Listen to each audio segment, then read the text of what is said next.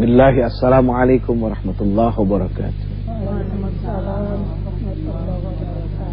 Innal hamdalillah, sesungguhnya segala puja dan puji itu hanyalah milik Allah saja. Nahmaduhu, kita akan senantiasa memuji Allah, wa nasta'inuh, dan kita juga akan memohon pertolongan kepada Allah, wa nastaghfiruh, dan kita juga akan memohon ampun kepada Allah. Wa na'udzu billahi min syururi anfusina, dan kita juga menjadikan Allah Subhanahu wa taala sebagai satu-satunya pelindung dari segala keburukan nafsu yang ada di dalam diri kita, wa min sayyiati a'malina, dan dari segala amal perbuatan kita yang buruk. May yahdillahu fala mudhillalah, barang siapa yang telah mendapatkan petunjuk, diumpamakan seperti pohon yang besar yang akarnya tertanam kuat di dalam tanah, sekuat apapun angin meniupnya dia tidak akan tumbang. Wa may yudlil fala hadiya, dan barang siapa yang tidak mendapatkan petunjuk dari Allah, diumpamakan seperti orang naik kereta terus keretanya anjlok. Begitu anjlok, bukan cuma orang yang di dalam kereta berbahaya, tapi juga orang-orang yang ada di sekelilingnya. Jadi orang-orang yang jauh dari hidayah Allah Subhanahu wa taala bukan cuma akan membahayakan dirinya. Kalau dia seorang suami, maka akan membahayakan istrinya. Kalau dia seorang istri, maka akan membahayakan istrinya. Kalau dia adalah orang suaminya, ya. Kalau dia adalah orang tua, maka dia akan membahayakan anaknya. Dan kalau dia seorang anak, maka dia akan membahayakan orang tuanya. Dan kalau dia seorang pemimpin, maka dia akan membahayakan rakyat. Allahumma salli wa sallim wa barik ala Muhammadin wa ala alihi wa ashabi wa barik wa sallim ajma'in, amma ba'd. Hadirin yang dimuliakan Allah, aduh luar biasa ini. Nggak ada bosan-bosannya ya ketemu dengan ujian. Padahal ya Allah, bingung setiap mau tampil, aduh mau jawab apa, mau ngebahas apa, karena nggak punya apa-apa. Di sini pagi-pagi subuh-subuh karena takdir Allah Subhanahu wa taala. Coba kalau bukan karena takdir, nggak bisa ngapa-ngapain. Kita itu cuma ketitipan, segala-galanya ketitipan. Sama yang ada di dompet ibu-ibu juga, itu uang siapa tuh? Tahu dari mana uang Allah? Emang Allah kasih uang? Yang ada di dompet kita itu sepertinya punya kita, padahal ada beberapa lembar itu milik orang lain. Milik orang lain, gitu kan? Begitu kita keluar naik angkot tuh, yang dari punya kita kasih ke orang. Asbab punya orang ini kita jadi sampai ke tempat kita.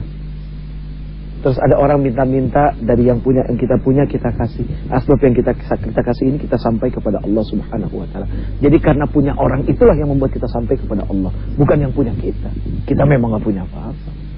Ya, kita cuma ketitipan punya orang. Allahu Akbar. Baik, hadirin yang dimuliakan Allah Subhanahu wa taala. Hari ini kita akan ngobrol-ngobrol tentang apa ya? Pergaulan bebas. Bukannya enak gaya bebas? Orang aja berenang paling cepat gaya apa? Gaya bebas. Iya, gaya batu mah kagak nyampe-nyampe, tenggelam ya. Ya zaman sekarang tahu sendiri lah Bu. Guidance-nya kan banyak. Ya. TV programnya bisa jadi guidance. Mohon maaf. Kenyataannya memang begitu dah. Ya, terus banyak lah games ya. Dari PS1, PS1 udah nggak ada, PS2, PS3, PSP, Game Boy dan segala macam gitu kan. Kalau permainannya tidak disesuaikan dengan usia juga, pada akhirnya bisa membuat anak jadi kacau pikirannya. Terus situs-situs internet ya. Aduh ya Allah ya Karim. Betapa sangat mudahnya ya Bu. Sekarang yang paling ibu takuti dari anak-anak kira-kira apa? Kalau anak perempuan misalnya, yang ditakuti apa? Anaknya hamil. Bukankah orang senang kalau hamil? Kalau punya suami. Iya, kayak kemarin di Bandung orang datang, "Uje, saya hamil." Loh, kok laporannya ke saya gitu. Mau foto ya, narsis banget kasih gue. Terlalu lebay. Aduh ya Allah, karena kita ngomongin pergaulan bebas, jadi bahasanya harus pakai bahasa gaul ya. Ya memang banyak yang dikhawatirkan ya. Satu saja yang kita bicara, yang kita bahas pada saat ini. Nanti yang kedua, ada kita itu dijajah sama 3M.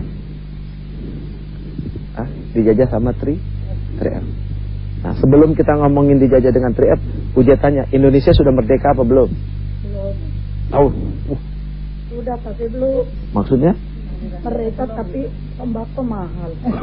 Ini bukan ngomongin tembakau, Mi. Kerja susah. Itu mah lain. Merdeka berarti harus membangun, itu lain lagi. Bukan untuk pribadi atau golongan. Makmur untuk semua, rukun untuk semua, hukum pun berlaku untuk semua. Merdeka bukanlah bebas tanpa hukum. Merdeka bukanlah menang berkuasa. Merdeka berarti bersatu membangun. Baik pemirsa yang dimuliakan Allah Subhanahu wa taala, kita akan fokus di pembicaraan yang pertama, masalah 3RI. Ya, tadi kan Uje tanya apakah Indonesia ini sudah merdeka? Pasti jawabannya selalu ada dua, yang sudah dan yang belum, gitu kan. Ya kalau kita mau bicara secara jujur ya sudah merdeka. Kita nggak lagi pakai baju bolong-bolong. Kita masih bisa makan meskipun maaf, mungkin saja ada hal-hal yang harus dibeli dengan mahal. Tapi kalau kita mau bicara lebih jujur lagi, manusia tidak akan pernah bisa merdeka. Karena sepanjang hayatnya, sepanjang hidupnya, dia selalu dijajah oleh yang namanya syaitan. Oh, jadi dia belum merdeka. Sampai kapanpun tidak akan merdeka. Merdekanya manusia adalah apa ditandai dengan husnul khatimah. Kalau dia meninggal husnul khatimah berarti dia merdeka. Merdekanya abadi. Tapi kalau dia tidak husnul khatimah, dia tidak merdeka, bahkan masuk dalam sel, ya penjaranya syaitan. Na'udzubillah min dzalik. Jadi ada 3 yang menjajah anak-anak muda kita nih. 3RI. 3F. Yang pertama food, yang pertama fun, yang ketiga fashion. Food itu artinya adalah makanan. Kok bisa sih makanan ngejajah? Ya bisa lah sesuatu yang haram. Sekarang ini kan banyak resto-resto yang tidak bertuliskan halal. Kalaupun ada tulisan halal, nulis sendiri. Awas lo, hati-hati lo. Kadang-kadang keinginan kita makan sama yang kita suka menyingkirkan pengetahuan kita apakah ini halal atau haram. Kadang-kadang begitu kita tanya halal atau haram, teman kita ngomong, lu ribet amat sih mau makan aja. Padahal penting ribet itu. Justru dari keribetan itu membawa keuntungan. Gitu kan? Karena kita lebih kehati-hatian. Orang hati-hati itu kan lebih bagus. Lihat aja orang kalau nyebrang kagak pakai hati-hati ketabrak mobil. Iya kan? Tapi kalau dia hati-hati kan dia selamat. Sama ketika makan dia tanya dulu. Gitu kan? Apakah ini halal, apakah ini haram? Itu penting. Soalnya apa? Makanan ini akan berpengaruh kepada sikap dan perilaku.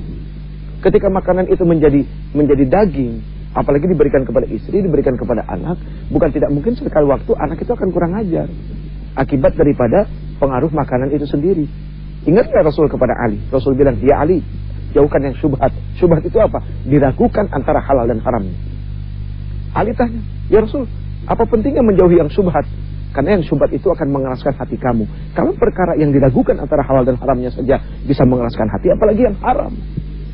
Kan begitu. Nah banyak sekali di mal-mal restoran yang ditulis sendiri halalnya. Gitu kan, begitu ditanya kadang-kadang tersinggung. Kalau dia ditanya tersinggung, berarti nggak benar. Kalau memang benar kenapa harus marah gitu kan? Nah jadi dari sekarang penting, kita aneh loh, negeri kita Indonesia, mayoritas umat Islam, kita kelimpungan dan kebingungan sama makanan haram. Kelimpungan kebingungan sama makanan halal. Sementara di Australia, di Singapura, gimana Singapura, Thailand ya kan, itu mereka aja sudah jelas gitu loh. Ada majelis agama dan segala macamnya, ada labalisasi. Kita kok pengen dilabalisasi kok susah ya? Padahal negeri mayoritas umat Islam kok pengen dilabalisasi aja susah. Gitu. Padahal untuk menyelamatkan, gitu kan? Dan tata cara makan apa semua segala macamnya, aduh ya Allah. Makanya gitu. Nah, ini makanan yang seperti ini sudah jelas akan menjajah kita. Nah, kalau menjajah itu akan mendatangkan keburukan yang sangat luar biasa. Itu baru makanan yang halal, gitu kan? Yang katanya ditulis halal. Sekarang pertanyaannya bagaimana kalau kita bicara drugs, bicara narkoba? Ini udah jelas lagi. Sekarang Uja tanya nih, Bu, makan babi haram nggak? Ditangkap polisi nggak? Nggak. Pakai narkoba haram nggak? Ditangkap polisi nggak? Oh, berarti narkoba lebih haram daripada babi. Apa pernah kita lihat ada orang makan babi ditangkap polisi? Nggak pernah. Orang pakai narkoba ditangkap polisi gitu. Berarti tingkat bahayanya lebih dahsyat daripada babi. Babi saja bagi kita yang muslim sudah dilarang karena ada alasan. Allah punya alasan mengharamkan babi karena ada cacing pita biarpun dibakar dengan berapa derajat panasnya tidak akan pernah mati. Dan cacing pita itu berbahaya bagi tubuh manusia, mudarat, kanker dan segala macam gitu kan. Nah, narkoba lebih berbahaya daripada itu. Nah, jadi please bisa kepada anak-anak penting memberikan pengetahuan bahwa engkau harus memakan sesuatu yang halal, gitu kan, karena yang halal itu akan mendatangkan keberkahan. Oke, F yang kedua adalah fashion, food, fun, hiburan, ya. Manusia itu perlu hiburan nggak sih? Perlu. Pagi-pagi nonton film kartun, ya kan, SpongeBob, Doraemon dan segala macamnya. Kalau Antv kartunya apa sih? Starkid yang boneka. Oh, ada Kakak Asti, ya, Asti, Starkid, ya, ya kan? Ada siapa? Cik sama siapa? Ciu sama Mucu. Ya, Mucu, ya, benar ya. Itu kan hiburan bagus. Mendidik tidak? Mendidik. Sesuatu yang mendidik itu bagus. Tapi ada kalanya ada juga hiburan yang tidak mendidik, yang pada akhirnya menyesatkan cara berpikir anak-anak. Di kartun itu anak-anak diajarin durhaka ngelawan sama orang tua, gitu kan. Di kartun itu diajarkan tentang seks bebas, boleh pelukan dan kanan kiri segala macam. Belum lagi sinetronnya, anak SD udah diajarin cipokan, gitu. Ini kan pernah ada satu iklan begitu cipokan ngeles, akhirnya nyipok dinding. Nah, ini kan tidak bagus, gitu kan. Nah, hal-hal seperti ini gitu loh, bahwa mencari hiburan itu tidak dilarang. Tapi kalau anak-anak kita nonton Smackdown berbahaya, ya kan? Karena pada akhirnya banyak orang yang mati gara-gara urusan seperti ini. Karena anak-anak itu kan tidak bisa melakukan hal-hal yang dia lihat tanpa pengawasan orang tua. Nah, sayangnya adalah apa? Anak yang nemenin orang tua nonton, bukan orang tua yang nemenin anak nonton. Ini yang terbalik sekarang, gitu kan. Saking capek gendong anak, udah kamu duduk sini, kasih mainan, maknya nonton. Anak kecil kan cepet daya tangkapnya, gitu kan. Terus diliatin sama anak-anak yang ngikutin. Akhirnya anak tahu goyang dompet apaan, tahu. Yang lain-lainnya apa tahu, begitu cepatnya daya tangkap mereka. Karena anak yang nemenin orang tua nonton, bukan orang tua nemenin anak nonton. Ini berbahaya. Terus yang terakhir fashion itu adalah gaya hidup. Bisa juga gaya hidup, bisa juga pakaian, ya. Nah, bicara pakaian kita akan bicara aurat. Bicara aurat adalah bicara kesadaran. Jadi enak juga ngomongin begini. Tapi satu kali ya, jangan sampai aurat, menutup aurat itu jadi sebagai sebuah bentuk hidayah, karena nggak enak juga. Karena ada hal yang diwajibkan oleh Allah, disunnahkan oleh Allah. Nah, kalau ini dipahami dengan ketaatan, insya Allah hukum itu untuk ditaati, bukan untuk dipahami. Kalau kita belajar paham hukum, ujungnya bukan taat tapi malah durhaka. Lihat Nabi Ibrahim suruh potong leher anaknya, kagak pakai paham dulu. Kalau pakai paham dulu pasti nggak mau dipotong. Enak aja Tuhan, mas anak gue mau dipotong, pasti ngelawan dulu. Karena pakai pemahaman. Tapi kalau pakai taat, subhanallah. Alhamdulillah, subhanallah, luar biasa. Silakan Ibu, waktu kita singkat. Assalamualaikum warahmatullahi wabarakatuh. Waalaikumsalam warahmatullahi wabarakatuh. Baik, mau nanya sama Pak Ustadz, masalah tadi ilmu yang disampaikan sangat menarik sekali tentang pergaulan bebas anak-anak remaja, anak-anak zaman sekarang. Kalau begini ingat sama cucu.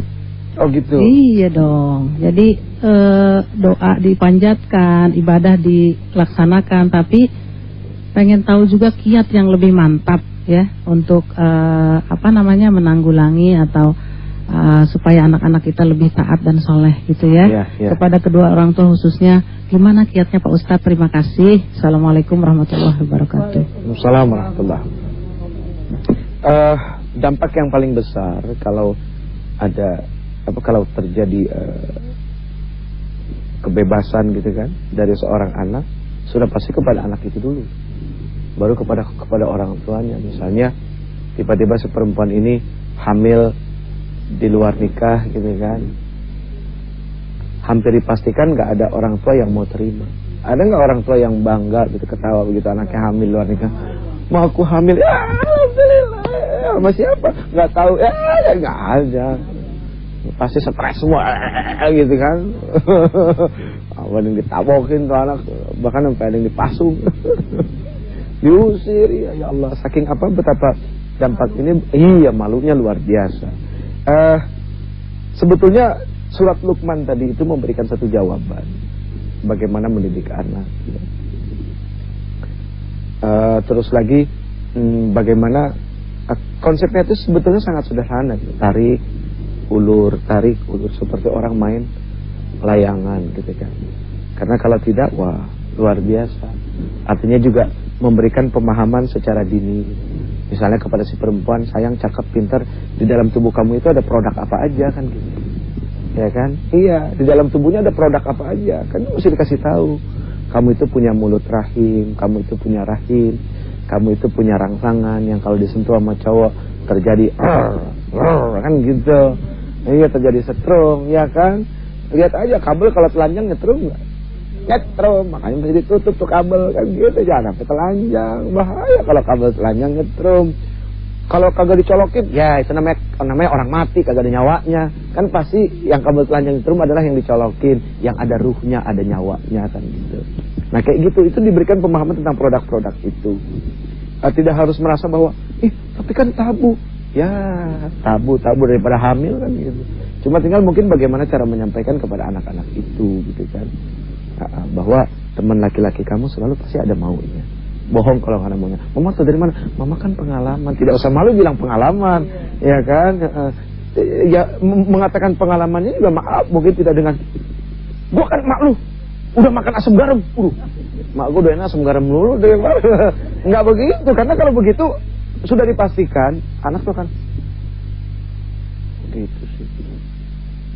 Tapi begitu diajak diskusi, diajak ngobrol, dijadikan sahabat, itu akan lebih dahsyat. Artinya begini, kapan sekali waktu jadi orang tua, kapan sekali waktu jadi sahabat, teman curhat, kapan sekali waktu jadi teman jalan. Jadi berfungsi sebagai itu. Wah, Rasul itu luar biasa deh. Udah Masya Allah deh, udah nggak ada duanya kalau bicara contoh soal Rasul. Nah, untuk menjawab 3R yang tadi, jawabannya adalah membangun 3RI. RI yang pertama rukun iman, RI yang kedua rukun Islam, RI yang ketiga rukunlah Indonesia. Gitu. Jadi dengan rukun ini insya Allah diberikan pemahaman tentang iman, tentang Islam, insya Allah ya. Amin ya Rabbal Alamin. Allahumma ya Rabbana ya Azim ya Karim ya Rabbal Alamin. Nas'aluka ya man huwallahu alladzi la ilaha illa huwa alimul ghaib wa syahada huwa rahmanur rahim. Ya Allah, betapa banyak yang telah Engkau titipkan kepada kami. Nyawa kami, kehidupan kami, roh kami, harta benda kami, anak keturunan kami, orang-orang yang dekat dengan kami dan yang jauh dari kami. Bahkan tanah dan bumi ini yang telah Engkau titipkan kepada kami. Ya Allah, ya Rabbana, ya Azim, ya Karim, ya Rabbal Alamin.